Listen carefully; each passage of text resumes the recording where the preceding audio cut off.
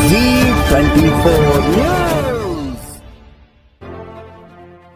असात एकाचं नाव आहे प्रफुल्ल कांबळे, दुसऱ्याचं नाव आहे गणेश सोनावणे। असं होता की असा कुठला जी.आर आहे महाराष्ट्र शासनाकडे की एकच दोघं अधिकारी 15 वर्ष एकच जागेवर असतात, तर असं कुठला पर्सनल जी.आर असेल तर आम्हाला पण दाखवा, कारण सिस्टमच मला करप्टेड वाटतो। कारण त्यांचे जे जबाब देताना जे हे करतात आहे ना उलटपालट, म्हणजे घाबरतात ते।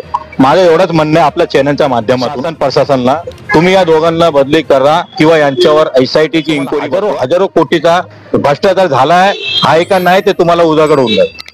मुंबई महानगर प्रदेश विकास प्राधिकरण भूमी व मिळकत व्यवस्थापन MMRDA अजब कारभार। गेल्या 10 वर्षापासून एकाच विभागातील कार्यालयात कार्यरत असणाऱ्या अधिकाऱ्यांची इतर विभागात बदली का केली जात नाही असा सवाल सुनेरा जनजागृती फाउंडेशनचे संस्थापक अध्यक्ष श्री संदीप वैद्य यांनी केला असून यामागे नेमके काय आहे गौडबंगाल, काय आहे नेमके कारण, भ्रष्टाचाराचा भस्मासूर MMRDA मध्ये कसा ठाण मांडून बसला आहे याचा गौप्यस्फोट सामाजिक कार्यकर्ते संदीप वैद्य यांनी केला आहे।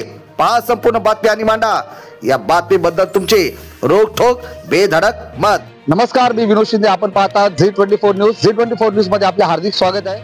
आपण आहोत बांद्रा येथे BKC MMRDA कार्यालय आहे आणि येथे जे संदीपजी आहेत त्यांनी तक्रार दाखल केलेली आहे, परंतु त्यांच्या तक्रारीची दखल घेतली जात नाही आणि नेमकी त्यांची तक्रार काय आपण जाणून घेऊ। संदीपजी, Z24 न्यूज मध्ये आपले हार्दिक स्वागत आहे। काय तुमची तक्रार आहे, काय तुमचं म्हणणं आहे? नमस्कार, मी सुनेरा जनजागृती फाउंडेशन संस्थापक अध्यक्ष संदीप वैद्य।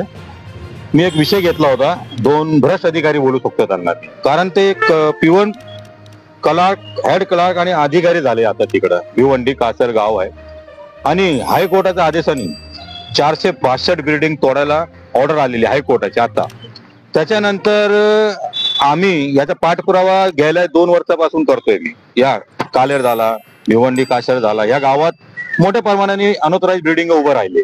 मी सगळ्यांचे डेव्हलपरचे नाव पण सांगतो, कंपनीचे नाव पण तुम्हाला सांगतो।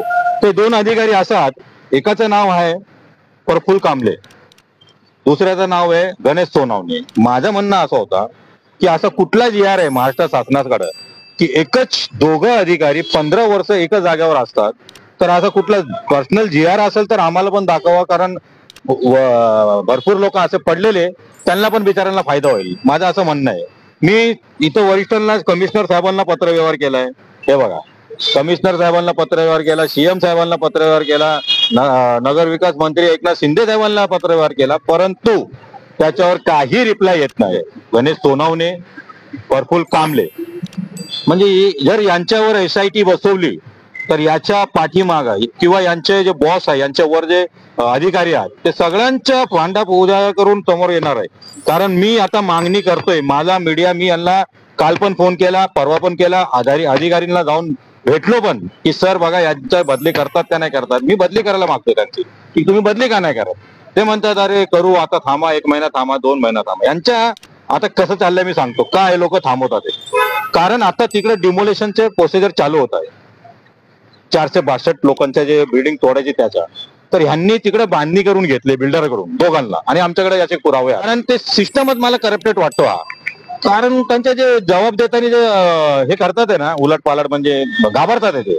माझं एवढंच म्हणणं आहे आपल्या चॅनलच्या माध्यमातून शासन प्रशासनाला, तुम्ही या दोघांना बदली करा किंवा यांच्यावर SIT ची इन्क्वायरी बसवा, नंतर तुम्हाला हजारो कोटीचा भ्रष्टाचार झालाय आहे का नाही ते तुम्हाला उजागर होऊन जाईल। तिथं आहे ना, जे टाउनशिप ती मोठी चालली आहे ना, तर टाउनशिप मध्ये सगळे पक्षाचे लोक आहे, सांगतो तुम्हाला, मी तुमच्या चॅनलच्या माध्यमातून सांगतो, आणि मोठ्या प्रमाणाने टोटली इनलिगल कन्स्ट्रक्शन आहे ते।